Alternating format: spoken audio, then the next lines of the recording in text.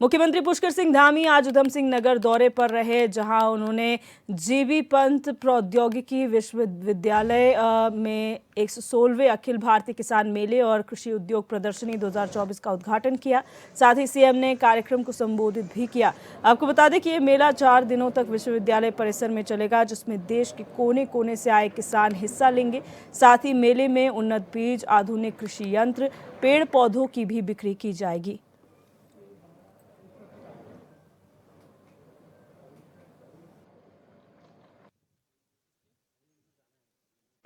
सब्जियों की तरह ही फलों के उत्पादन को बढ़ाने के लिए भी हमारी सरकार विभिन्न स्तर पर काम कर रही है। हमने सेब और कीवी को व्यापक स्तर पर उसका उत्पादन बढ़ाने के उद्देश्य से राज्य में कीवी मिशन, राज्य में एप्पल मिशन, ये इसकी भी शुरुआत की है और इसके परिणाम भी बहुत सकारात्मक आ रहे हैं। जहां हमारे पूरे उत्तरकाशी जनपद में, टिहरी जनपद में, देहरादून जनपद का जो हमारा जौनसार का क्षेत्र है, उससे आगे के क्षेत्र में जहाँ के हमारे शर्मा जी यहाँ पर बैठे हैं, उस क्षेत्र में सेब उत्पादन के क्षेत्र में बहुत तेजी से वृद्धि हुई है। वहीं अन्य स्थानों पर भी अब तेजी से अब पौड़ी जनपद में भी हो रहा है, यहाँ पर चंपावत में भी, जहाँ पिछले वर्ष हमने कुछ कोको कोला और अन्य एजेंसियों के माध्यम से हमने उनसे कहा था कि आप यहाँ पर हमारे यहाँ इसके सेब के बगीचे बनवाइए, और उसके परिणाम इतने अच्छे आए कि जब सेब आ गए तो उस दिन भी उन्होंने मुझसे जो है उस दिन एक कार्यक्रम करवाया। तो सच बताऊं तो जैसे सेब जो है बिल्कुल लाल लाल और गुलाबी सेब हो रहे थे दीपक जी, तो मेरा मन भी वैसा ही हो रहा था उन सेबों को देखकर कि इन लोगों ने जो है इतना मतलब प्रयास करके कि हम अगर किसी काम को कर रहे हैं तो हमें उसमें सफलता मिल रही है और हम प्रयास कर सकते हैं। तो बहुत सारे मामलों में ऐसा चल रहा है। एप्पल मिशन के अंतर्गत सेब बागान लगाने वाले किसानों को भी हम इसके लिए 80% की जो सब्सिडी भी है वो दे रहे हैं। कीवी के बगीचे स्थापित करने में भी हर संभव मदद कर रहे हैं। बागेश्वर जनपद के दूर हमारे तमाम जो वहाँ की बैलियाँ हैं, लीटी, सामा और उसके आसपास, वहाँ भी आज कीवी का भी बहुत अच्छा उत्पादन हो रहा है। इसके साथ ही कई अन्य योजनाओं पर नवाचार और प्रशिक्षण कार्यक्रमों के जरिए उत्तराखंड के किसान भाइयों को और अधिक प्रशिक्षित, आधुनिक और समृद्ध बनाने के लिए हम अपने स्तर से हर संभव प्रयास कर रहे हैं, क्योंकि किसान हमारी प्राथमिकता में है। इस दिशा में हमारा भारत का यह प्रथम कृषि विश्वविद्यालय भी कृषि उन्नत हो, समृद्ध किसान हो, इस संकल्प को लेकर निरंतर काम कर रहा है। यहाँ पर विकसित की गई विभिन्न सब्जियाँ, फसल एवं फलों की विभिन्न प्रजातियाँ और अनेक उन्नत कृषि तकनीकी न केवल उत्तराखंड में बल्कि पूरे देश के किसानों को फायदा पहुँचा रही है। यहाँ के बीज बहुत दूर दूर तक जाते हैं, उसकी बड़ी डिमांड होती है। मैं जानता हूँ इसी क्रम में यहाँ आयोजित हो रहा किसान मेला जो आयोजित हो रहा है, निश्चित रूप से हमारे किसान भाइयों के उत्थान में बहुत अहम योगदान करेगा। मैं इस अवसर पर हमारे सभी किसान भाइयों से भी ये आह्वान करना चाहूँगा कि आप लोग मेले में विश्वविद्यालय एवं विभिन्न फर्मों द्वारा जो भी यहाँ पर प्रदर्शित तकनीकी हैं जो लगाई गई हैं उनका अवलोकन करें और यहाँ के वैज्ञानिकों से जरूर विचार विमर्श करें। कई बार होता क्या है कि हम इस प्रकार की प्रदर्शनी भी लगाते हैं, इतना बड़ा कृषि मेला भी आयोजित करते हैं, लेकिन बहुत सारे हमारे किसान भाई आते हैं और आने के बाद जैसे परंपरागत रूप से आते हैं, मेला घूमते हैं, कुछ उनके मतलब का बीज है, कोई चीज़ है, उसको खरीद लेते हैं, कृषि फार्म मशीनरी बैंक से भी कुछ ले लेते हैं और वापस घर चले जाते हैं। ऐसा लगता है ये वन वे है। ये संगोष्ठी भी है, इसमें संगोष्ठी भी हमारे कुलपति जी विश्वविद्यालय करवा रहा है। तो ये दो तरफा होना चाहिए, ये एक तरफा नहीं होना चाहिए, ये टू वे, यानी कि आना भी है और जाना भी है। तो जब इस प्रकार का विचार विमर्श करेंगे, आपस में जानकारियां करेंगे। कई बार हमारे जो किसान भाई आते हैं काम बहुत करते हैं, बहुत उद्यम करते हैं, बहुत मेहनत करते हैं, दिन रात पसीना बहाते हैं, तब जाकर वो देश को अन्न देने का काम करते हैं, लोगों को इतनी सारी वैरायटी देने का काम करते हैं। लेकिन उनके मन में संकोच होता है कि कैसे पूछें, कैसे करें। अरे हमारे वैज्ञानिक तो बहुत बड़े हैं, पता नहीं बुरा तो नहीं मानेंगे कई बार। मैं जैसा सब महसूस करता हूँ, मुझे ऐसा लगता है कि आप सब लोगों को, मैं किसान भाइयों को विशेष रूप से कहूँगा कि इसमें बिल्कुल भी मन में संकोच नहीं रखना है। जो भी समझ में ना आए, जिसकी भी जानकारी करनी है, इसीलिए आज देश दुनिया के अंदर इतनी सारी कृषि तेजी से आगे बढ़ रही है। बहुत सारे देश हैं जहाँ पर आज डबल से भी 4 गुना ज़्यादा कृषि में जो है तेजी से वृद्धि हुई है। तो हम भी करेंगे, और हमारे जो वैज्ञानिक हैं, अनुसंधान करने वाले हैं, वह भी कोई अलग नहीं है, वो भी। नगर निगम देहरादून उपायुक्त गोपाल राम विनवाल की ओर से लगातार प्रदेश में सफाई को लेकर निरीक्षण किया जा रहा है, जिसमें कार्रवाई करते हुए पहले सफाई कंपनियों के खिलाफ कार्रवाई की गई थी। वहीं निगम कर्मचारियों की शिकायत मिलने पर सफाई कर्मचारियों पर भी कार्रवाई के आदेश जारी हुए हैं। साथ ही उपायुक्त ने प्रदेश की जनता से अपील करते हुए कहा कि कहीं भी कूड़ा न डालें। उपायुक्त ने जानकारी देते हुए बताया कि अब उन लोगों पर भी निगम कार्रवाई करेगा जो लोग कहीं भी कूड़ा फेंक देते हैं।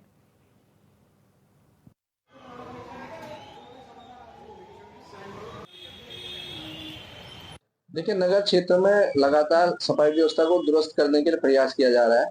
फिर भी कतिपय लोगों के द्वारा कर्मचारियों की बात न मान करके जबरदस्ती लड़ाई झगड़ा करके जो पहले से जीबीबी पॉइंट है उस पर कूड़ा फेंका जा रहा है। उसमें भी सख्ती की जा रही है, व्यक्ति विशेष का भी चालान किया जा रहा है। सर्वप्रथम तो मेरा क्षेत्रीय लोगों से अनुरोध है कि वो अपने शहर को स्वच्छ बनाने के लिए सहयोग प्रदान करें, और जो गाड़ी घर घर कूड़ा उठाने के लिए आ रही, कूड़ा उसी में दें।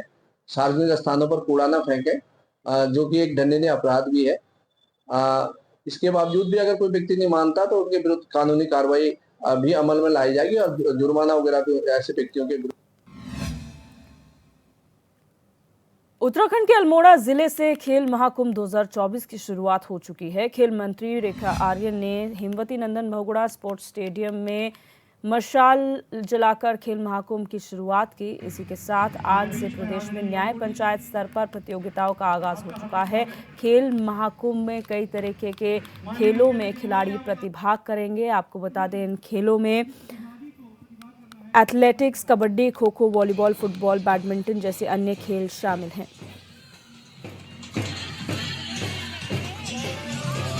पंचायत स्तरीय प्रतियोगिताओं के शुभारंभ के पावन अवसर पर मैं आज 2024 का खेल महाकुंभ आज नवरात्रि के दूसरे दिन से प्रारंभ अपने इस गोली देवता के पवित्र भूमि अल्मोड़ा से इसका शुभारंभ होने जा रहा है। निश्चित रूप से यह एक न्याय पंचायत स्तर पर इसके जैसा आगाज़ आप देख रहे हैं, वो हर न्याय पंचायत स्तर से यही आगाज़ के साथ में इसकी शुरुआत जो है खेल महाकुंभ के रूप में आज हो रही है। मुझे लगता है कि हमारे गाँव के कोने कोने में, यानी कि तोक में भी बसने वाले हमारे ऐसे बच्चे जो खेल की प्रतिभा रखते हों, उन्हें न्याय पंचायत स्तर पर प्रतिभाग करते हुए कल को ब्लॉक स्तर पर, परसों को जो है आपके जिले स्तर पर और फिर राज्य स्तर पर जो है खेल प्रतियोगिताओं में प्रतिभाग। हरिद्वार में भारतीय किसान यूनियन क्रांतीय राजनीतिक के पदाधिकारियों और सदस्यों ने माइनिंग कंपनी के रॉयल्टी दर न खोलने और उनकी नीतियों का स्पष्ट न होने पर धरना प्रदर्शन किया। इस दौरान प्रदर्शनकारियों ने माइनिंग कंपनी पर आरोप लगाते हुए कहा कि माइनिंग कंपनी ने जो वादे किए थे उनमें से एक भी पूरा नहीं हो रहा है। किसानों की मांग है कि माइनिंग कंपनी क्षेत्र में अपने सभी भंडारणों और खनिज पट्टों को रॉयल्टी मूल्य के साथ सार्वजनिक करें, जिससे खनन व्यापारी को सुविधा अनुसार खनन सामग्री मिल सके। उन्होंने माइनिंग कंपनी के सभी चेक पोस्ट पर रॉयल्टी का रेट दर अंकित करने और सभी चेक पोस्टों पर रॉयल्टी उपलब्ध कराने की व्यवस्था होने की मांग की है।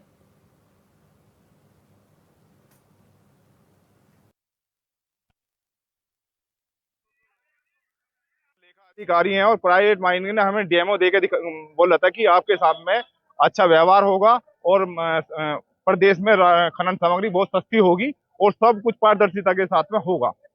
आज माइनिंग कंपनी को लगभग 8 महीने हो चुके हैं, आज तक एक भी बिंदु पे जो उन्होंने बिंदु दिए थे उन पे कोई पारदर्शिता नहीं है। प्रदेश को माइनिंग कंपनी इतना राजस्व का चूना लगा रही है कि जिसका कोई लिमिट नहीं है। आज तक इन्होंने कभी भी, जितने इनके चेक पोस्ट हैं, इन्होंने बोला था कि हमारे जितने चेक पोस्ट होंगे वहां पे रॉयल्टी का रेट डिक्लेयर होगा और सबको रॉयल्टी की पता है कि कितने रुपए रॉयल्टी मिल रही है खनन निर्माण सामग्री की। वो आज तक इन्होंने कभी नहीं किया। इन्होंने जितने प्रदेश में अंदर भंडारण थे, जिनकी अवैध तरीके से हमारी गाड़ियों से रॉयल्टी काट देते हैं और जाके क्रेशर पे इधर उधर रॉयल्टी भेज देते हैं। ये जो माइनिंग कंपनी उत्तराखंड में आई, ईस्ट इंडिया कंपनी से मैं कहूँगा, ये यहाँ के हमारे जो ट्रांसपोर्टर व्यापारी थे खनन के, इनके हाथ पसर रोजी रोटी छीनने का काम कर रही है पूरी तरह से। और ट्रांसपोर्टरों की जो गाड़ियाँ थी, बेचारे जो हमारे बच्चे हैं यहाँ हरिद्वार जिले के, वो इसका ट्रांसपोर्ट का काम कर रहे, तो वो भुखमरी की कगार पर आज इस माइनिंग कंपनी ने पहुंचा दिए। और आम जनता को जो इसने वादा किया था कि सस्ता खनन सामग्री मिलेगी, वो भी आज 40 रुपए में। बीएसएफ का पहला 12 महिला प्रहरी पर्वतारोही का मुकुट पर्वत की चढ़ाई पूरी कर चुका है, जिस पर बीएसएफ एडवेंचर एंड एडवांस प्रशिक्षण संस्था के कमांडेंट महेश कुमार नेगी ने बताया कि बीएसएफ महिला पर्वतारोहियों ने मुकुट पर्वत ईस्ट पर चढ़ने की सफल कोशिश कर एक इतिहास रच दिया है। दल का उद्देश्य महिला सशक्तिकरण और साहसिक खेलों में महिलाओं की भागीदारी को बढ़ावा देना है, साथ ही स्वच्छ भारत स्वच्छ हिमालय के संदेश को प्रसारित करना भी है। उन्होंने बताया कि दल ने 19,000 फीट से लेकर 23,300 फीट की ऊंचाई वाले शिखरों से कचरा उठाया और उसे जोशीमठ नगर पालिका को सौंप दिया।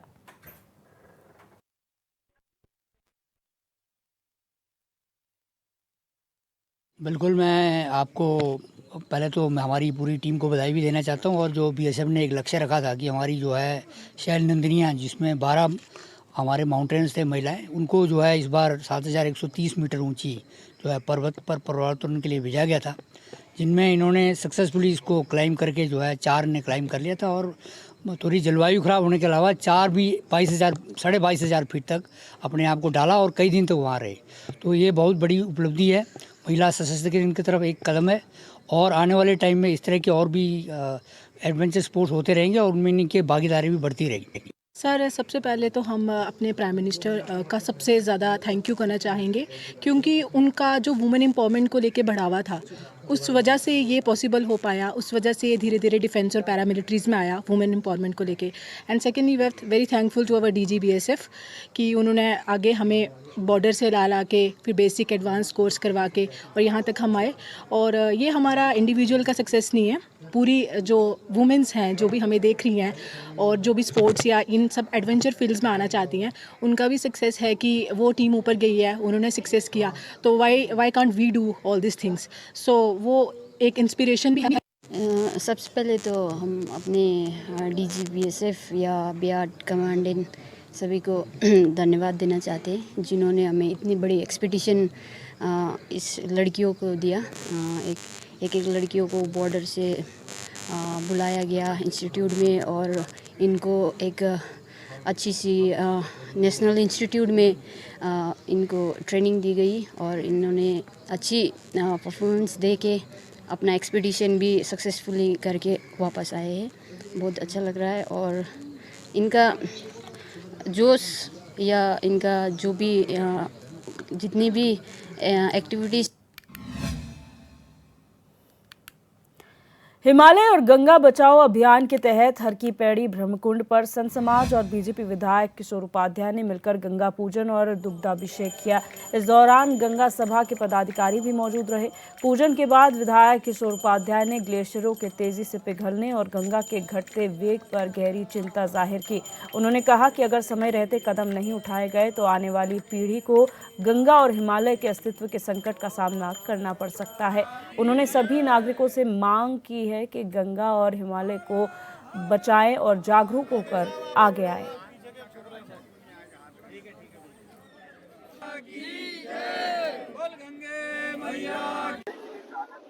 उस दिन हम चेतन ज्योति आश्रम में हमारे परम पूज्य बाबा हठ योगी जी के सानिध्य में चर्चा हो रही थी ऐसे ही, और उसमें ऋषि शिवानंद जी से लेकर के हमारे नितिन जी से लेकर के सत्यनारायण जी, आज जो हम नहीं कह रहे, ये वैश्विक वैज्ञानिक कह रहे हैं कि अगले एकाध दशक में हिमालय पर एक बूंद बर्फ नहीं बचेगी। तो आप ये सोचिए, इसमें मीडिया की सबसे बड़ी भूमिका है।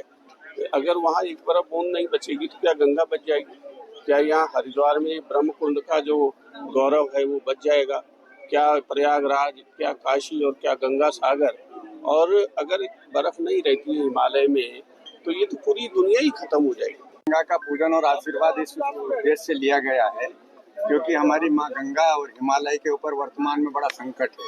अगर माँ गंगा की जिस तरह से हम आरती पूजा ये कर रहे हैं और भविष्य में जिस तरह से ग्लेशियर कितना पीछे चला गया, पहले गंगोत्री में था, अब गोमुख कितना 28-29 किलोमीटर चला गया था, इतना दूर चला गया और धीरे धीरे ये स्थिति आ गई कि अगर ग्लेशियर सूख जाएगा तो गंगा माँ का अस्तित्व ही विलुप्त हो जाएगा सरस्वती की तरह, और हिमालय कैसे बचेगा।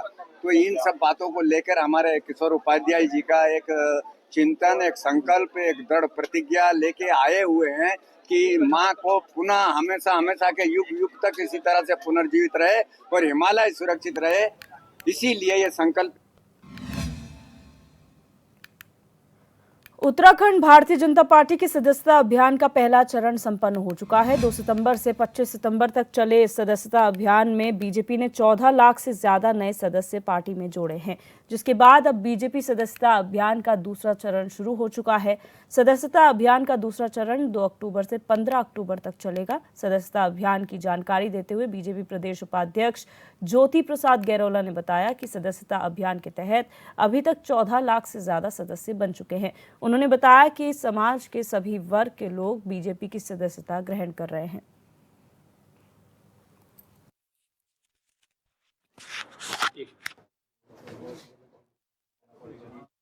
जनता पार्टी उत्तराखंड प्रदेश ने अभी तक जो कल तक की रिपोर्ट आई है 15.5 लाख लगभग हमारे सदस्य बन गए हैं और अभी ऑफलाइन डाटा हमारा आ रहा है और आज तक मुझे लगता है कि हम 16 लाख के लक्ष्य को पार कर लेंगे और भारतीय जनता पार्टी के सभी कार्यकर्ता, सभी जनप्रतिनिधि इस अभियान को सफल बनाने में जुटे हुए हैं।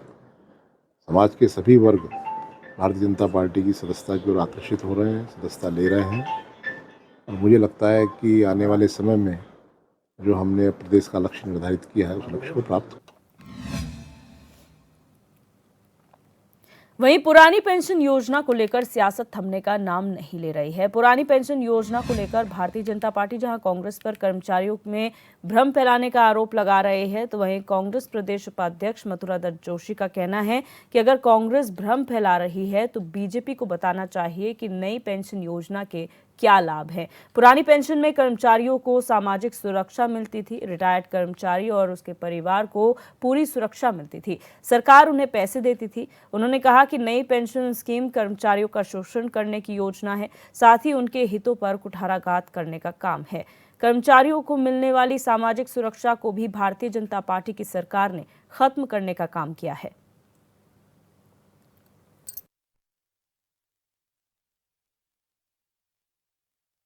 अगर हम भ्रम फैला रहे हैं तो ये क्या कर रहे हैं, ये बताइए ना। नई पेंशन स्कीम में क्या क्या फायदे हैं, क्या क्या सामाजिक सुरक्षाएं हैं। पुरानी पेंशन में व्यक्ति के ऊपर तमाम सुरक्षाएं थी। जो रिटायर्ड होके आता था सेवानिवृत्ति के बाद, उसको तमाम तरह की सुविधाएं मिलती थी। उसके परिवार की सुरक्षा का इंतजाम होता था। और नई पेंशन आपने लागू की, हमारा ही पैसा है, हमारे ही पैसे को वापस आने में हमें दिक्कत हो, तो पहले तो ये नहीं था। तनख्वाह से कोई कंट्रीब्यूशन जमा नहीं करना पड़ता था, सरकार सब देती थी, सरकार की तरफ से पेंशन होती थी। ये केवल गुमराह करने की बात है और कर्मचारियों की जेब काटने का काम सरकार। धामी सरकार के कार्यकाल में 2 मेडिकल कॉलेजों की शुरुआत होने से प्रदेश में स्वास्थ्य व्यवस्थाओं के बेहतर होने की उम्मीद लगी है। मेडिकल कॉलेज की शुरुआत के साथ ही 200 मेडिकल कॉलेज की सीटें भी बढ़ गई हैं। मेडिकल की सीटों के बढ़ने से जहां एक तरफ छात्रों के लिए मेडिकल की पढ़ाई के मौके बढ़े हैं, वहीं प्रदेश में युवा चिकित्सकों की कमी भी जल्द ही दूर होने की आस जगी है। इसी पर बोलते हुए बीजेपी विधायक विनोद चमोली ने कहा कि सरकार का लक्ष्य है कि हर एक जिले में एक मेडिकल कॉलेज होना चाहिए, जिससे प्रदेश के युवा को चिकित्सा में बेहतर लाभ मिल सके और बेहतर अपॉर्चुनिटीज मिल सके।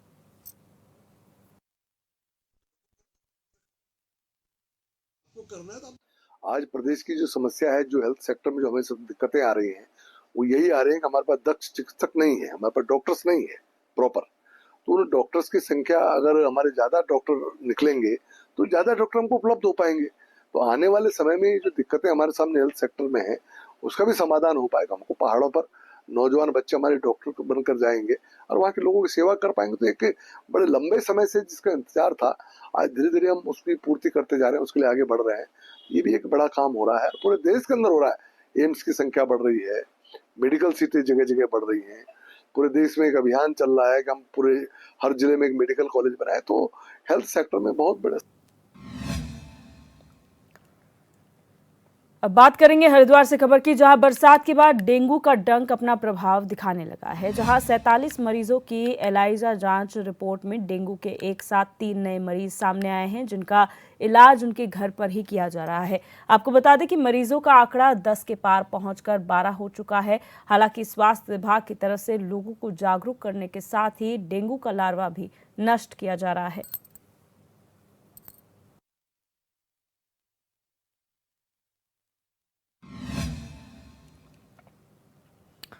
हरिद्वार शहर की जर्जर सड़कों और गड्ढों को लेकर कांग्रेस कार्यकर्ताओं ने बीजेपी सरकार के खिलाफ जोरदार प्रदर्शन किया। कांग्रेस नेताओं और कार्यकर्ताओं ने हरिद्वार की सड़कों में बने गड्ढों में खड़े होकर विरोध जताया और सरकार के खिलाफ नारेबाजी की। प्रदर्शन के दौरान कांग्रेस कार्यकर्ताओं ने सरकार पर भ्रष्टाचार और कमीशनखोरी का आरोप लगाया है। कार्यकर्ताओं का कहना है कि बार बार सड़कों की हालत खराब हो जाती है, जिसकी वजह से स्थानीय लोगों को भी काफी परेशानियों का सामना करना पड़ता है। प्रदर्शनकारियों का कहना था कि डबल इंजन की सरकार केवल भ्रष्टाचार को बढ़ावा दे रही है। सरकार की ऐसी लापरवाही से दुर्घटनाओं का भी खतरा बढ़ता जा रहा है।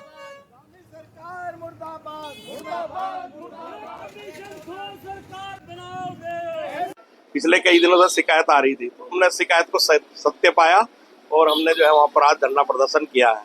तो हमारा जनता से ये कहना है, अगर जो है भाजपा का जितवाओगे तो ऐसी ही सड़कें पाओगे, और हिंदू मुस्लिम में बढ़ जाओगे तो भी ऐसी सड़क पाओगे, और भाजपा को जितवाओगे तो गड्ढों में गिर जाओगे, गड्ढों में ही जीवन बिताओगे। तो गड्ढे ही गड्ढे हैं चारों तरफ, और जनता बहुत त्रस्त है। चारों तरफ दुकानदार त्रस्त है, आसपास के मकान वाले जो है बीमार हैं, धूल उड़ रही है, बार बार गाड़ियां जाती हैं, धूल उड़ती है, बच्चों को सांस की बीमारियां हो रही हैं, महिलाएं जो परेशान है, बुजुर्ग परेशान है, लोगों ने मुंह पे जो है नकाब पहन रखे, वो क्या कर मास्क। महानगर कांग्रेस अध्यक्ष जसविंदर सिंह गोगी के नेतृत्व में कांग्रेस के कार्यकर्ताओं ने एशले हॉल चौक पर बीजेपी सरकार के खिलाफ नारेबाजी की और सरकार का पुतला दहन किया। गोगी ने कहा कि प्रशासन और कानून व्यवस्था के मामले में राज्य की सरकार पूरी तरह असफल हो गई है। हर दिन महिलाओं के खिलाफ अपराध अनियंत्रित तरीके से बढ़ रहे हैं। अंकिता भंडारी से लेकर रुद्रपुर में नर्स से दुष्कर्म और हत्या का मामला, उसके बाद देहरादून के आईएसबीटी में हुई दुष्कर्म की घटना, और अब राज्य की राजधानी में टाटा मैजिक के अंदर दिन दहाड़े युवती के दुष्कर्म की घटना सामने आई है। गोगी ने कहा कि बीजेपी के शासन में अपराधी बेखौफ हैं और देवभूमि में डकैती से लेकर बलात्कार जैसे अपराध आए दिन सामने आ रहे हैं।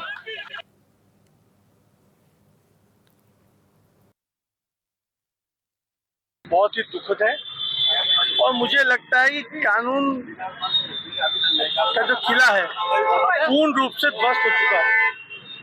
कानून नाम की कोई चीज उत्तराखंड में रह ही नहीं गई है, क्योंकि अपराधियों का मनोबल जिस हिसाब से बढ़ रहा है, एक घटना के बाद दूसरी घटना को अंजाम दे रहे हैं और पुलिस प्रशासन उसे रोक नहीं पा रहा है, तो इसका मतलब कानून कहीं है ही नहीं। और जिस हिसाब से यहाँ देहरादून में मामले बढ़ते जा रहे हैं, बहुत सोचने विषय है माननीय मुख्यमंत्री जी के लिए भी और प्रशासन के लिए भी, कैसे इन चीज़ों पर रोक लगेगी। लेकिन अपराधियों का मनोबल बहुत ज़्यादा बढ़ चुके हैं। अब ये लोग कैसे रोकें, इन प्रशासन को शर्म आनी चाहिए जिस हिसाब से घटनाएं